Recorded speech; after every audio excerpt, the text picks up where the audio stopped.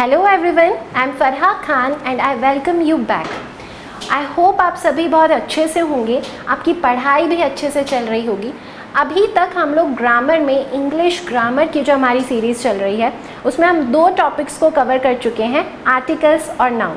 हमने अपनी तरफ से पूरी कोशिश की है कि हम आपको अपना बेस्ट दें। पूरी तरह से हमने उस कंसेप्ट को क्लियर करने की कोशिश की, बहुत बेसिक से हमने स्टार्ट किया और हम एडवांस लेवल तक ले गए उसे। प्रैक्टिस सेशन भी हमने उसमें इंक्लूड किया।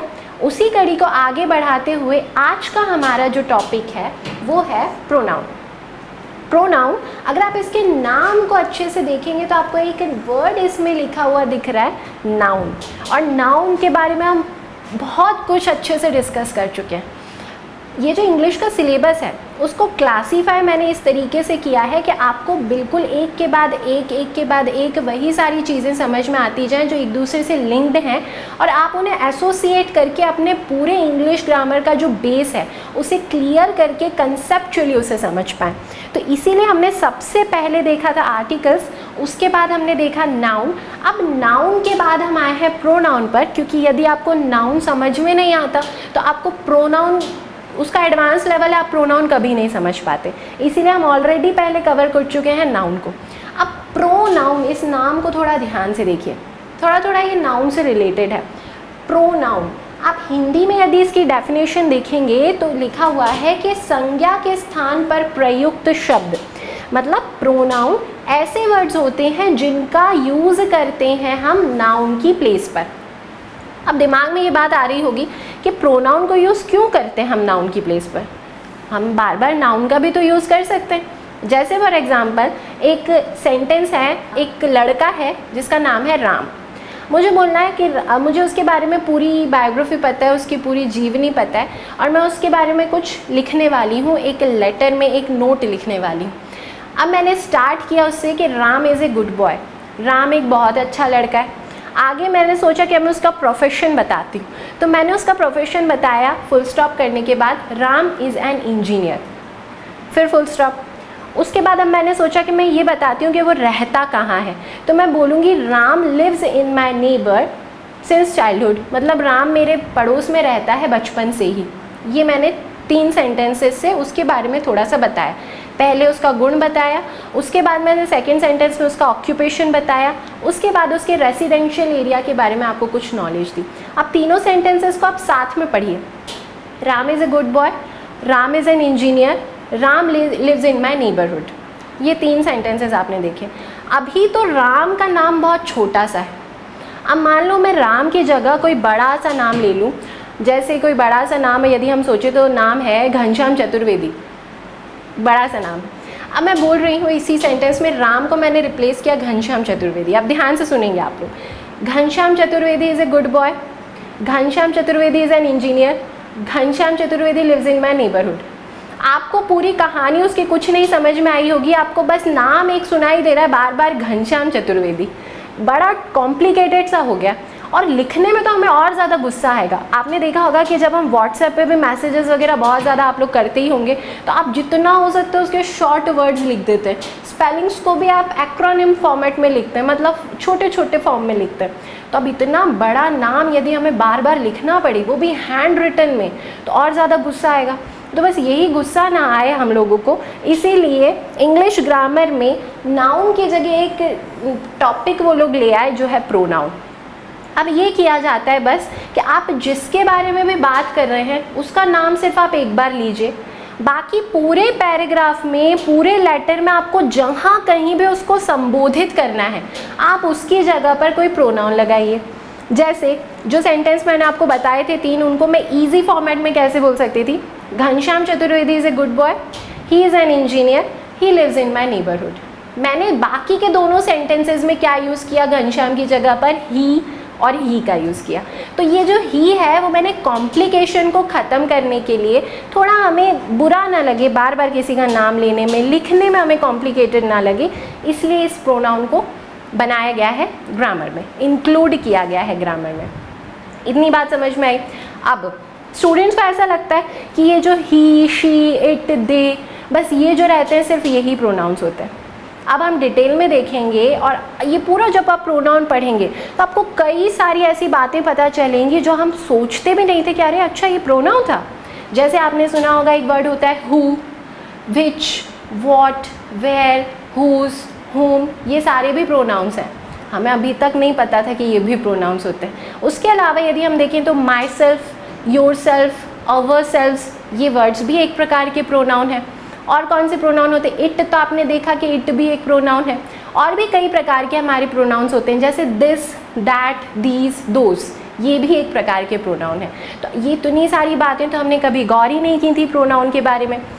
बहुत ही आसान टॉपिक है, लेकिन फिर भी जब आप एग्ज़ाम्स में इसके क्वेश्चन देखते हैं तो ये थोड़े से कॉम्प्लिकेटेड हो जाते हैं। तो बस इसी को हम स्टार्ट करते हैं और अब हम देखेंगे कि ये जो प्रोनाउन मैंने इतने सारे आपको बताए तो ये कितने टाइप के होते हैं एक्चुअल में, देखेंगे स्क्रीन पर। लेकिन टाइप्स पर जाने से पहले हम कुछ एग्जाम्पल्स देखेंगे प्रोनाउन के और हम सेंटेंस में समझने की कोशिश करेंगे इनकी पोजीशन को। पहला सेंटेंस जो आप स्क्रीन पर देख रहे हैं वो लिखा है Smriti won because she practised a lot. अब सेंटेंस को थोड़ा ध्यान से देखिए, किसके बारे में बात हो रही है? स्मृति के बारे में बात हो रही है। स्मृति वॉन तो वर्ब हुआ, because she practised a lot. किसने प्रैक्टिस की थी? जीती तो स्मृति। और प्रैक्टिस किसने की थी? प्रैक्टिस भी स्मृति ने की थी, लेकिन हमने दोबारा स्मृति लिखने की बजाय हमने उसकी जगह एक प्रोनाउन लिख दिया और वो प्रोनाउन है शी। तो ये शी अभी प्रोनाउन हुआ इस सेंटेंस में, ठीक है, जो किसको डिनोट कर रहा था? स्मृति नाउन को डिनोट कर रहा था। अब सेकेंड सेंटेंस देखिए, he is the man who has informed the police. He is the man who has informed the police. He ये एक प्रोनाउन है, man नाउन है। दूसरा एक और प्रोनाउन मैंने अभी आपको बताया था कि who भी क्या होता है? एक प्रोनाउन होता है। तो who भी हुआ आपका प्रोनाउन। अब मुझे बताइए कि man तो नाउन है, man को डिनोट करने वाले कौन कौन से शब्द हैं इस सेंटेंस में? एक तो he man को डिनोट कर रहा है, दूसरा who भी man को डिनोट कर रहा है। सेंटेंस को थोड़ा सा ट्रांसलेट करेंगे तो आपको ये बात और अच्छे से समझ में आएगी। ही इज़ द मैन, ये वो व्यक्ति है जिसने पुलिस को इन्फॉर्म किया। तो ये जो शब्द है जिसने, ये किसको डिनोट कर रहा है? व्यक्ति को डिनोट कर रहा है जिसने पुलिस को इन्फॉर्म किया। तो ये जो हु शब्द हुआ ये भी तो हमने नाउन की प्लेस पर लिखा है, तो ये हु भी एक प्रकार का प्रोनाउन हुआ। थर्ड सेंटेंस देखिए, this is the house which I bought in 2012। Noun आप देखेंगे तो नाउन है यहाँ पर हाउस, घर। अब घर को डिनोट करने वाले कौन कौन से शब्द हैं इस सेंटेंस में? पहले तो मैंने दिस से डिनोट किया, ये वो घर है, ठीक है, जिसे मैंने 2012 में ख़रीदा था। तो ये जो जिसे शब्द है विच, ये भी तो घर को डिनोट कर रहा है। ये जो दिस था ये भी घर को डिनोट कर रहा था। तो आप बस इतना मान सकते हैं कि ऐसे शब्द वाक्य में जो नाउन को रिप्रेजेंट करते हैं या नाउन को डिनोट करते हैं वो शब्द हमारे कौन से हो जाते हैं? प्रोनाउन हो जाते हैं। नेक्स्ट सेंटेंस पर चलते हैं हम लोग। सेंटेंस लिखा हुआ दिख रहा है, Rohan is my friend and he is an engineer. आप सेंटेंस में सबसे पहले अगर नाउन्स देखें तो रोहन एक नाउन है, फ्रेंड एक नाउन है और इंजीनियर एक नाउन है। अब यदि आप गौर से देखें कि इन शब्दों को कौन से शब्द रिप्रेजेंट कर रहे हैं, तो ही इज़ एन इंजीनियर हमने बोला, तो इंजीनियर शब्द को कौन रिप्रेजेंट कर रहा है? ही। ये जो ही है ये एक प्रोनाउन हुआ। फ्रेंड रोहन को भी ही डिनोट कर रहा है, ही प्रोनाउन है। माय शब्द भी एक प्रोनाउन है। यहाँ पर डायरेक्टली लिखा हुआ नहीं था माय के लिए कोई नाउन, लेकिन जो बोल रहा था आपको इमेजिन करना पड़ेगा कि वो बोलने वाला अपना नाम लेने की बजाय वहाँ पर अपने लिए क्या यूज़ करेगा? माय यूज़ करेगा। तो ये माय ने बोलने वाले को डिनोट किया, वक्ता को डिनोट किया, ये भी एक प्रोनाउन है। अब यहाँ तक आपको ये बात समझ में आई। पहली बात आपको ये समझ में आई कि प्रोनाउन जो है वो किसको डिनोट करते हैं? नाउन को डिनोट करते हैं। धीरे धीरे आप आगे पढ़ते जाएंगे तो आपको ये भी समझ में आएगा कि कभी ये जो प्रोनाउन है ये यूज़ होते हैं सब्जेक्ट के लिए, सब्जेक्ट की पोजीशन पर, कभी ये नाउन्स यूज़ आ जाते हैं ऑब्जेक्ट की प्लेस पर। यहाँ पर जैसे मैंने माय बोला था तो यहाँ पे माय फ्रेंड, मैंने अधिकार बताने के लिए भी माय का यूज़ किया था। वो एक पॉजेसिव केस देखा था हमने नाउन में, अधिकार बताने के लिए अपॉस्ट्रोफी एस का यूज़ करते थे आप। तो यहाँ पर पूरा नाम लिखने की बजाय आप कुछ प्रोनाउंस माय, अवर, योर, हर इनका यूज़ करते हैं अधिकार बताने के लिए। कुछ प्रोनाउंस दो सेंटेंसेस को जोड़ने के लिए उनके बीच में कंजंक्शन की तरह भी लगे रहते हैं, तो ये अलग प्रकार के प्रोनाउंस हैं। तो अब हम ये देखेंगे कि ये कौन कौन से प्रोनाउंस हैं और इनका रोल सेंटेंस में क्या क्या होता है। अब देखेंगे हम टाइप्स ऑफ प्रोनाउन। स्क्रीन पर देखिए आपको 9 टाइप्स के प्रोनाउन लिखे हुए दिख रहे हैं, पर्सनल प्रोनाउन से एम्फेटिक प्रोनाउन तक। फर्स्ट है हमारा personal pronoun, relative pronoun, distributive pronoun, demonstrative pronoun, reciprocal pronoun, reflexive pronoun, indefinite, interrogative और एम्फेटिक प्रोनाउन। अब ब्रॉडली हमने इन्हें 9 टाइप्स में क्लासीफाई किया है। आप कुछ बुक्स में देखेंगे तो आपको कहीं 11 टाइप्स मिलते हैं, कहीं आपको ऐसा लिखा हुआ दिखेगा कि 7 टाइप्स के प्रोनाउन हैं। तो वो वेरिएशन क्यों होता है, वो जब हम इन्हें अच्छे से पढ़ेंगे, आगे जब हम पढ़ते जाएंगे तो आपको खुद ही समझ में आएगा कि वो वेरिएशन उतना क्यों है। लेकिन आप ब्रॉडली बस इतना याद रखिए कि आपको ये 9 टाइप्स आपने यदि समझ लिए तो आपको प्रोनाउन अच्छे से समझ में आ जाएगा पूरी तरह से। इन्हें आप अच्छे से नोट डाउन कर लीजिए या आप चाहें तो आप इनका स्क्रीनशॉट ले लीजिए, क्योंकि आगे हम इन्हीं को एक एक करके अच्छे से समझेंगे। सबसे पहले हम समझने वाले हैं अभी पर्सनल प्रोनाउन को। पर्सनल प्रोनाउन, इसमें देखिए आपको क्या लिखा हुआ दिख रहा है, पर्सन। जैसे हम नाउन में क्लासिफिकेशन करते थे ना, countable noun, uncountable noun, collective, ज़्यादातर हमने देखा तो हमें उनके नाम से सब कुछ समझ में आ रहा था। कलेक्टिव नाउन में समूह था, काउंटेबल को गिना जा सकता था, अनकाउंटेबल को गिन नहीं सकते थे। वही चीज़ें यदि आप इनके नाम को गौर करेंगे तो आपको इनमें भी आधी से ज़्यादा कहानी समझ में आ जाएगी। तो पर्सनल प्रोनाउन में क्या है, पर्सन लिखा हुआ है, मतलब वो किसी व्यक्ति को जताता होगा। हिंदी में इसका नाम और ज़्यादा सरल है, व्यक्तिवाचक सर्वनाम। आपको और अच्छे से समझ में आ रहा है कि किसको डिनोट करता है, किसी व्यक्ति को डिनोट करता है। तो बेसिक जो आपने he, she, it, they, I, me, my, ये जो हम व्यक्तियों के लिए डिनोट करते हैं डायरेक्टली, ये सारे आते हैं हमारे पर्सनल प्रोनाउन में। लेकिन कभी हम आई लिखते हैं, कभी हम उसी को मी लिख देते हैं, कभी हम माय लिखते हैं, कभी माइन लिखते हैं, कभी यू लिखा जाता है, कभी योर लिखा जाता है, कभी आपने दे लिखा देखा होगा, कहीं पर देयर्स, कहीं पर दैम हो जाता है। तो ये वेरिएशन होते हैं, ये भी तो कुछ ना कुछ क्लासिफिकेशन होगा। तो अब हम उसे समझेंगे कि कहाँ पे हमें आई लिखना है, कहाँ मी लिखना है, दैम कहाँ आएगा, दे कहाँ आएगा। तो ये सारी चीज़ें अब हम समझने वाले। तब हम देखते हैं पर्सनल प्रोनाउन के कितने क्लासिफिकेशन होते हैं, उनको कैसे हमने क्लासीफाई किया। लेकिन क्लासिफिकेशन पर जाने से पहले एक बार हम इसकी डेफिनेशन देख लेते हैं। जब भी रिटर्न फॉर्म में सुन तो आपने लिया, लेकिन रिटर्न फॉर्म में जब हमें मिल जाता है कुछ तो वो हमेशा के लिए याद हो जाता है। तो एक बार हम इसकी डेफिनेशन को देख लेते हैं कि पर्सनल प्रोनाउन होती क्या है, उसकी डेफिनेशन देखिए। स्क्रीन पर आप देख पा रहे हैं, जिस प्रोनाउन का प्रयोग वाक्य में सब्जेक्ट, ऑब्जेक्ट के रूप में या दूसरी वस्तुओं से निकटता या संबंध बताने के लिए किया जाता है, वो सब होते हैं आपके पर्सनल प्रोनाउंस। अब आपको लिखा हुआ दिख रहा है एक वर्ड सब्जेक्ट और एक वर्ड लिखा हुआ दिख रहा है ऑब्जेक्ट। मैंने अभी तो आपको बोला था कि पर्सनल का मतलब है पर्सन को डिनोट करता है। अब यहाँ पे एक दूसरी बात हमें डेफिनेशन में मिल गई, सब्जेक्ट और ऑब्जेक्ट। तो थोड़ा सा दिमाग लगाइए और आप बताइए कि सेंटेंस में सब्जेक्ट और ऑब्जेक्ट होते क्या है।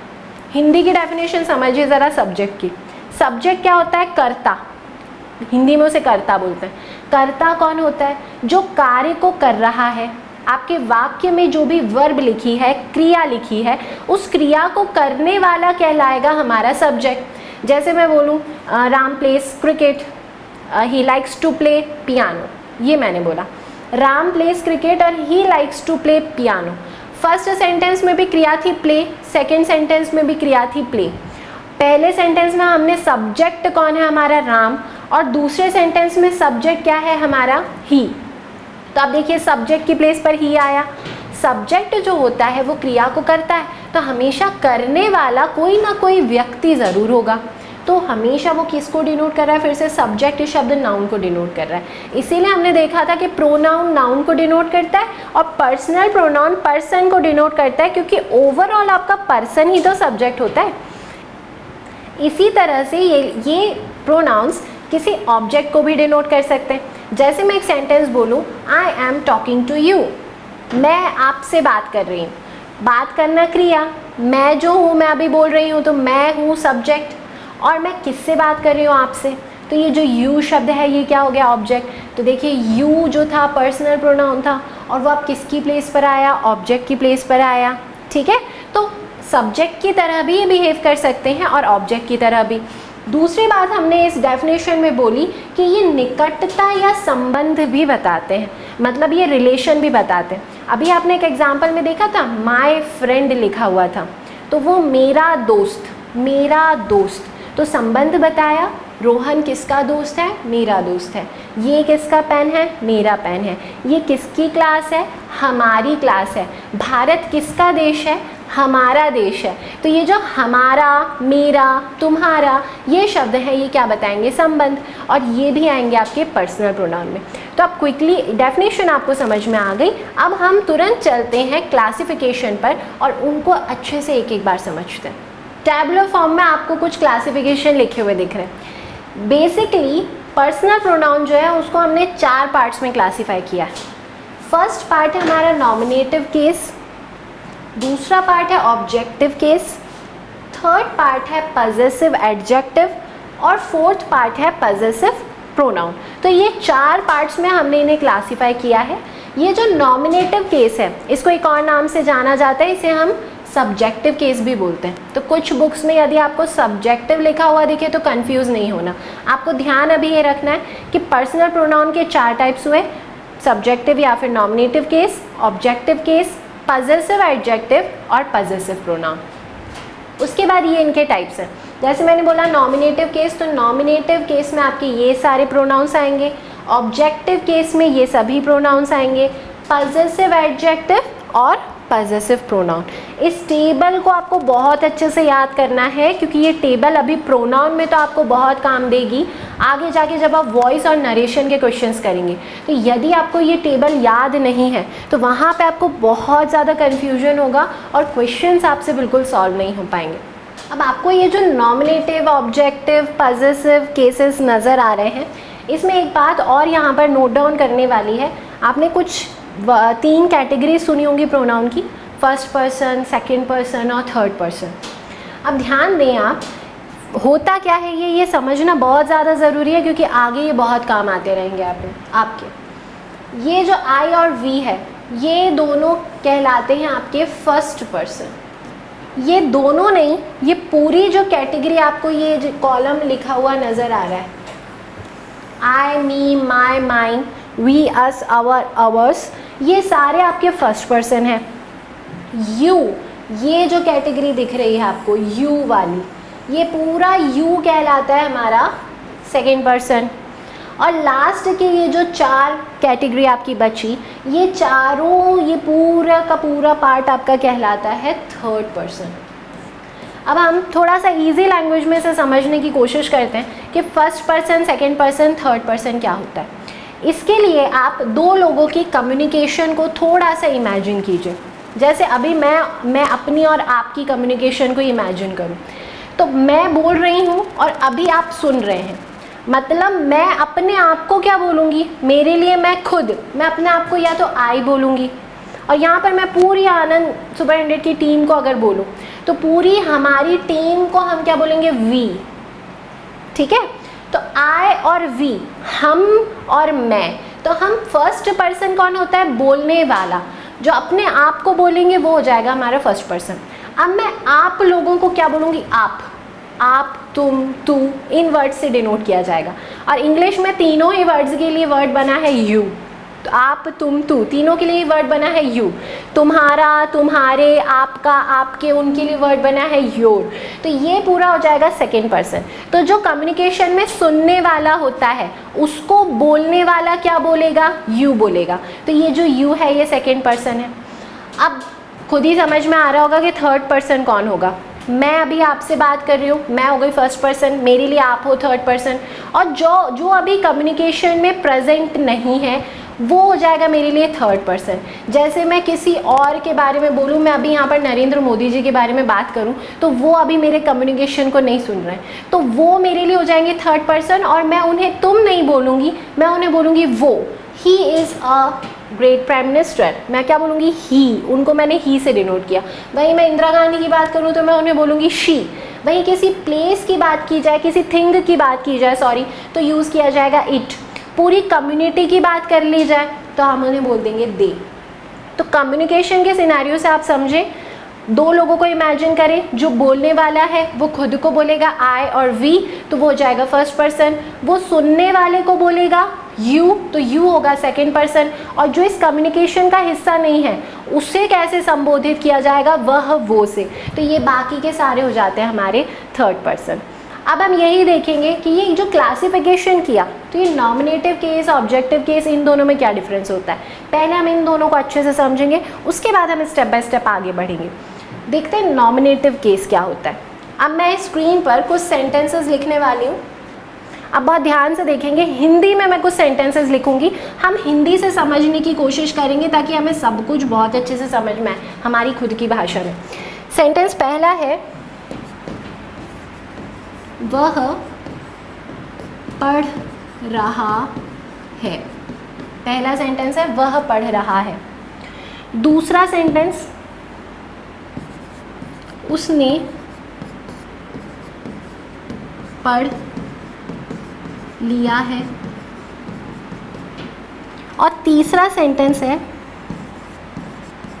उसे पढ़ना है। स्क्रीन पर आपको 3 सेंटेंसेस लिखे हुए दिख रहे हैं। पहला सेंटेंस है वह पढ़ रहा है, दूसरा सेंटेंस है उसने पढ़ लिया है, और तीसरा सेंटेंस है उसे पढ़ना है।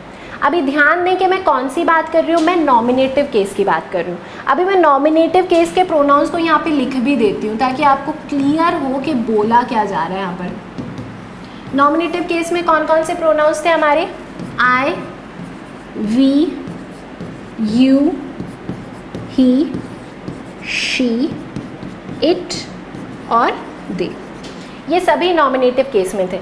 नॉमिनेटिव का एक और नाम बताया था मैंने, सब्जेक्टिव। अब यही बात ध्यान देना है कि जब भी सब्जेक्ट की प्लेस पर हमें कोई प्रोनाउन रखना होगा तो हम हमेशा इनमें से कोई प्रोनाउन रखेंगे। हम सेकंड, थर्ड, फोर्थ कॉलम में नहीं जाएंगे, हमें इन्हीं का यूज़ करना है। कैसे करना है आप ध्यान से देखिए। पहला सेंटेंस, वह पढ़ रहा है। अब थोड़ा सब कुछ छोड़ के मुझे ये बताइए कि इसमें क्रिया क्या है। पढ़ना, पढ़ना जो है वो वर्ब है। कर्ता सब्जेक्ट कौन होता है, जो क्रिया को करता है वो करता है, वो सब्जेक्ट है। कौन कर रहा है, पढ़ कौन रहा है, वह पढ़ रहा है। तो ये जो वह शब्द है ये क्या है, हमारा सब्जेक्ट है। सेकेंड सेंटेंस में हम फिर से देखें, फिर से हमें क्रिया दिख रही है पढ़ना, और उसने जो शब्द है वो है हमारा सब्जेक्ट। इसी प्रकार से आप थर्ड सेंटेंस को देखिए, फिर से आपको पढ़ना क्रिया दिख रही है और उसे जो शब्द है वो है सब्जेक्ट। ठीक है। अब वह, अब थोड़ा सा दिमाग में इमेजिन कीजिए कि ये जो वह है ये फर्स्ट पर्सन है, सेकंड पर्सन है या थर्ड पर्सन है। मैंने बोला था कि खुद को जो आप संबोधित करते हैं वो होता है फर्स्ट पर्सन, जो सामने वाले को बोलते हैं वो होता है सेकंड पर्सन, और थर्ड होता है जो आपकी कम्युनिकेशन में है ही नहीं, जो वहाँ पे फिजिकली प्रेजेंट ही नहीं है, वो है थर्ड पर्सन। मैं बोल रही हूँ वह पढ़ रहा है, ये वह मैं सामने वाले को तो नहीं बोल सकती, जो नहीं है उसी को बोला जा सकता है। मतलब ये वह कौन सा पर्सन है, हमारा थर्ड पर्सन है। अब देखिए इनमें से मुझे बताइए थर्ड पर्सन कौन है। थर्ड पर्सन में ये सारे प्रोनाउंस आते थे आपके। अब देखिए वह पढ़ रहा है, अब आप थोड़ा सा जेंडर उसका स्पेसिफाई करें। पढ़ रहा है, किसी लड़के की बात हो रही है या लड़की की बात हो रही है, मेल की बात हो रही है, ठीक है, पुरुष की बात हो रही है। पुरुष के लिए थर्ड पर्सन में कौन सा प्रोनाउन डिनोट कर रहा है, ही। तो अब जब हम इसे इंग्लिश में ट्रांसलेट करेंगे तो हम इस वह को क्या लिखेंगे, हम इस वह को लिखेंगे ही। पढ़ रहा है प्रेजेंट कंटिन्यूअस टेंस है तो हम बोल देंगे इज स्टडीइंग। बहुत स्टेप बाय स्टेप हम इंग्लिश ग्रामर में आगे बढ़ेंगे। अभी हो सकता है कुछ स्टूडेंट्स को ये समझ में ना आया हो ही इज़ स्टडीइंग क्यों लिखा, ये आपको बाद में समझ में आएगा। अभी आप सिर्फ इस फर्स्ट पार्ट को समझिए कि यहाँ पे मैंने ही क्यों लिखा, यहाँ मैंने शी क्यों नहीं लिखा, इट क्यों नहीं लिखा, हिम क्यों नहीं लिखा। अभी इस बात को समझ रहे हैं हम, थोड़ा सा पेशेंस रखेंगे, हम स्टेप बाय स्टेप सब चीज़ें सीखेंगे। अब हम नेक्स्ट सेंटेंस को ट्रांसलेट करने की कोशिश करते हैं। सेंटेंस लिखा हुआ दिख रहा है, उसने पढ़ लिया है। उसने पढ़ लिया है, पढ़ना वर्ब है और उसने सब्जेक्ट है। अब इंग्लिश में ट्रांसलेट करने से पहले आपको यही देखना है कि फर्स्ट पर्सन है, सेकंड पर्सन है या थर्ड पर्सन है। उसने, मैं अपने आप को बोलूँगी मैंने, मैं आपको बोलूँगी आपने या तुमने, किसी और को मैं बोलूँगी उसने, तो मतलब कोई और है, ये थर्ड पर्सन है। फिर से उसने पढ़ लिया है। जब भी हमें जेंडर समझ में ना आए सेंटेंस में, यहाँ तो मुझे समझ में आ रहा था कि वह जो है वो कोई पुरुष है, यहाँ मुझे उसका जेंडर नहीं समझ में आ रहा, मेल है या फीमेल है। जब इंग्लिश में आपको जेंडर समझ में नहीं आता, अननोन होता है, तो आप हमेशा मेल मान के चलते हैं, कंसीडर आपको मेल ही करना है। अब मुझे बताइए कि ये जो थर्ड पर्सन थे आपके, इनमें से मैं क्या लिखूँ मेल के लिए, आप ही का यूज़ करेंगे।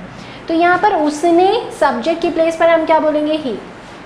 पढ़ लिया है, परफेक्ट टेंस दिख रहा है, तो हम बोल देंगे ही हैज़ स्टडीड। ठीक है, सिंपल सा सेंटेंस था।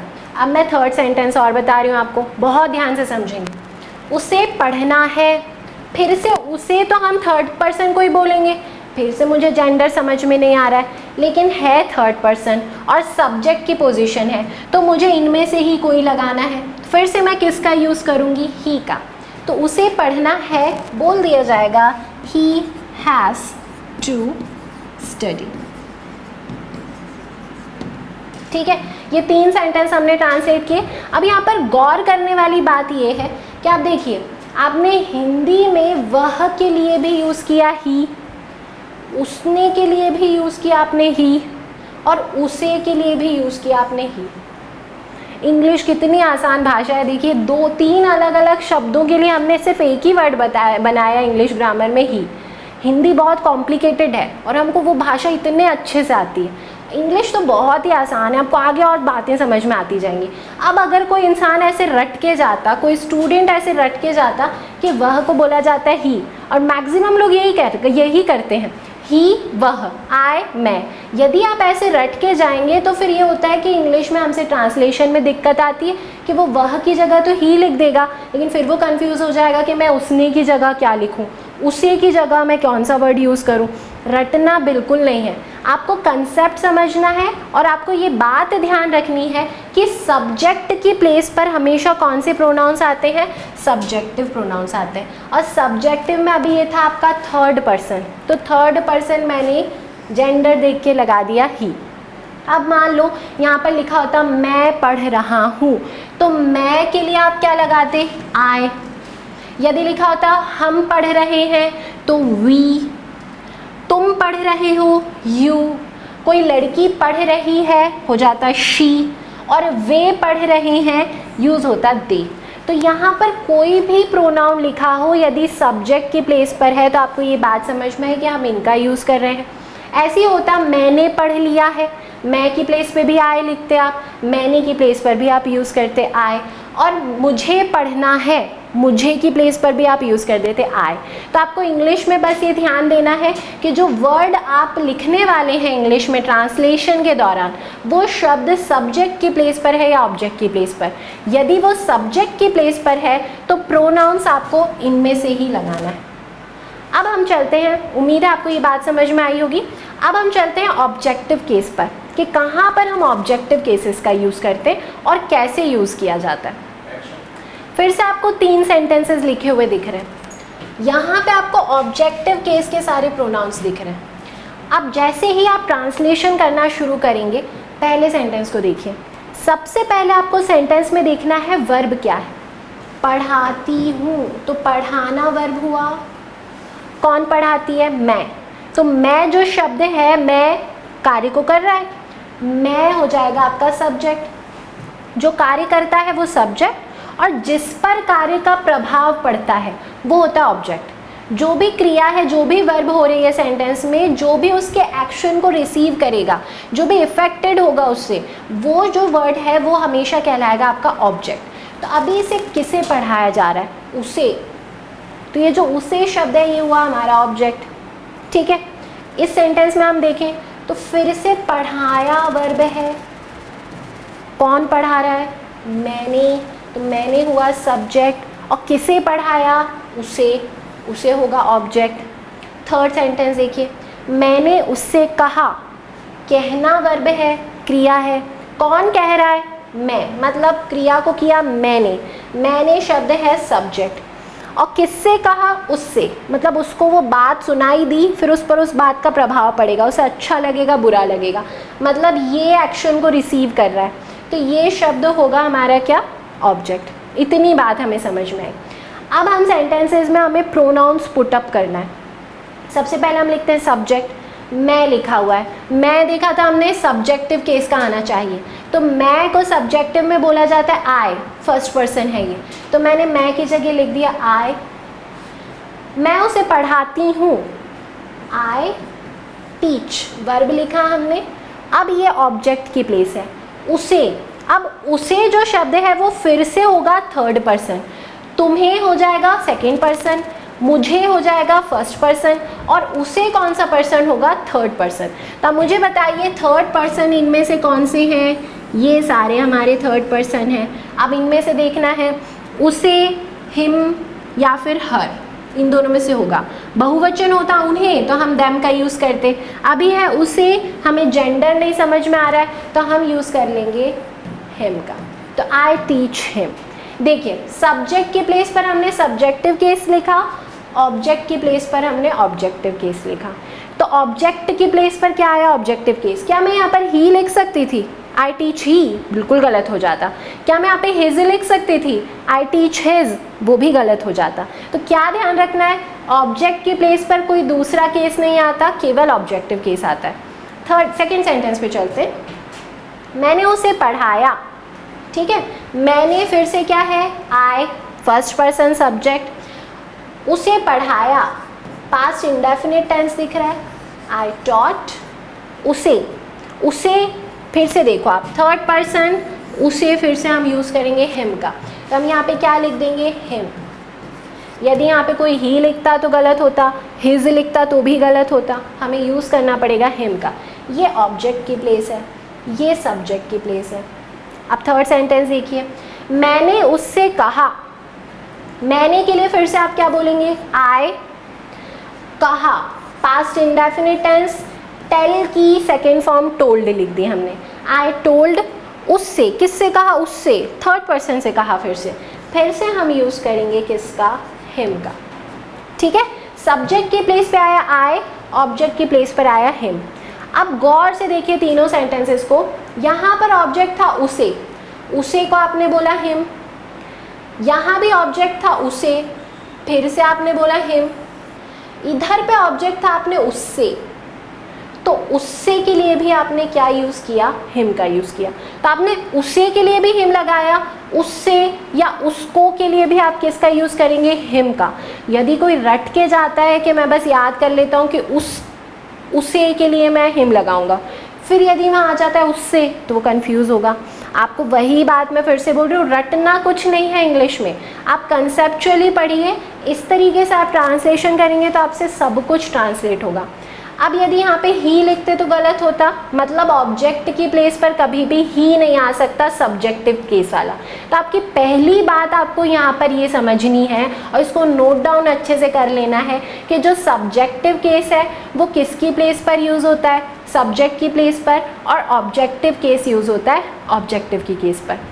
अब ये इतना समझ में आया। अब इस चीज़ को आप अच्छे से नोट डाउन कर लीजिए। तो स्लाइड्स में से आप नोट डाउन करेंगे या आप चाहें तो आप स्क्रीनशॉट लेंगे। सब्जेक्टिव केस जो मैंने समझाया बस वही यहाँ पर वर्ड्स में लिखा हुआ है। किसी क्रिया वर्ब के कर्ता के रूप में प्रयोग किया जाता है।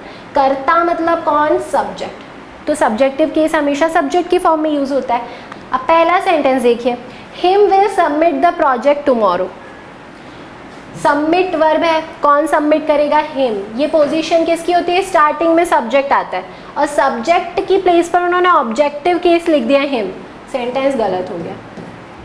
Second sentence, he will submit the project tomorrow. Submit verb था, वर्ब के पहले देखिए क्या लिखा है, ही, बिल्कुल सही है, ही आता है हमारे सब्जेक्टिव केस में। नेक्स्ट सेंटेंस देखिए, you, he and me are going to participate in the workshop. इस तरीके से एग्जाम में पूछे जाते हैं, ये जो दिया है ऐसे पूछेंगे। बोलने में हम कई बार गलती करते हैं, you and me are best friends, ये सेंटेंस बिल्कुल गलत है। क्यों गलत है वो अभी आपको समझ में आएगा, इसे ध्यान से देखिए। देखिए ये थी आपकी वर्ब, वर्ब के पहले आता है सब्जेक्ट आपके सेंटेंस में। अब सब्जेक्ट की प्लेस पर कौन से प्रोनाउन आते हैं, सब्जेक्टिव केस के, नॉमिनेटिव केस के, मतलब फर्स्ट कॉलम आना चाहिए। ये यू आता था फर्स्ट कॉलम में, आता था, ही आता था, बिल्कुल आता था, लेकिन क्या मी आता था, मी तो ऑब्जेक्टिव केस था, मतलब गलती हो गई यहाँ। सही सेंटेंस हो जाएगा, you, he and I are going to participate in the workshop. Verb के पहले या फिर वाक्य की शुरुआत में या फिर आप सब्जेक्ट की पोजीशन पर देखें, तीनों ही कंडीशन में आपका आना चाहिए सब्जेक्टिव केस। तो you and me are best friends गलत है, you and I are best friends ये बिल्कुल सही है। तो ये था हमारा पूरा कंसेप्ट सब्जेक्टिव केस का। अब हम ऐसे ही रिटन फॉर्म में देख लेते हैं कि ऑब्जेक्टिव केस कैसे यूज होता है। देखिए, किसी क्रिया वर्ब के कर्म ऑब्जेक्ट के रूप में प्रयोग किया जाता है। अब ऑब्जेक्ट कहाँ आता है, वर्ब के बाद में आता है। तो आप या तो ऐसे याद रखें कि वर्ब के बाद में, या फिर आपको यदि वर्ब का ऑब्जेक्ट पहचानने में आता है तो आप ऐसे भी याद रख सकते हैं। सेंटेंसेस देखिए, the teacher taught they last night. अब टीचर टॉट, टॉट वर्ब है, टीचर सब्जेक्ट हो गया, किसे पढ़ा रही है, दे को पढ़ा रही है, ये क्या है, ऑब्जेक्ट है। दे जो है वो सब्जेक्टिव में होता था या ऑब्जेक्टिव में, दे तो सब्जेक्टिव में होता था, उसका ऑब्जेक्टिव फॉर्म क्या था, देम। ये सेंटेंस गलत है, देम आना था यहाँ पर। देखिए ये सेंटेंस बिल्कुल सही है। इसीलिए मैंने कहा था कि आपको वो टेबल बहुत अच्छे से याद होनी चाहिए, आपको बिल्कुल इतने अच्छे से वो आपके दिमाग में बैठी होनी चाहिए कि आप आंखें बंद करें और आपको समझ में आए ये तो फर्स्ट कॉलम का है, ये तो सेकंड कॉलम का है। और ये याद ऐसे होगा कि आप एक प्लेन पेपर पर उसे नोट डाउन करें और जहाँ भी आपकी नज़र रोज़ जाती है उसको वहाँ पर आप चिपका लें। आप 5 दिन भी अगर लगातार उसको एक एक बार दिन में देख लेंगे तो आपको अच्छे से आपका दिमाग उस चीज़ को ग्रास्प कर लेगा कि फर्स्ट कॉलम में कौन से प्रोनाउंस थे और सेकंड में कौन से प्रोनाउंस थे। बैठ के रटना मत, बहुत बोझ लगेगा, बस ऐसे देखेंगे तो आपको याद हो जाएगा। थर्ड सेंटेंस देखते हैं अब हम लोग। She always helps he, help जो है वो वर्ब है। लास्ट में देखिए क्या लिखा है, ही सब्जेक्टिव है, सेंटेंस बिल्कुल गलत। ये सेंटेंस सही है, शी ऑलवेज हेल्प्स हिम। देखिए ही की प्लेस पर मैंने वर्ब के बाद में क्या लिखा, objective case. Next sentence, the priest saved he and I. He and आई दोनों ही सब्जेक्टिव केस के हैं और लिखे हैं किसके बाद में, वर्ब के बाद में। वर्ब के बाद आता है ऑब्जेक्टिव केस, सेंटेंस गलत है। सही होगा the priest saved him and me, ये बिल्कुल सही है। हिम भी ऑब्जेक्टिव और मी भी ऑब्जेक्टिव। तो उम्मीद है आपको ये समझ में आया होगा सब्जेक्टिव केस और ऑब्जेक्टिव केस।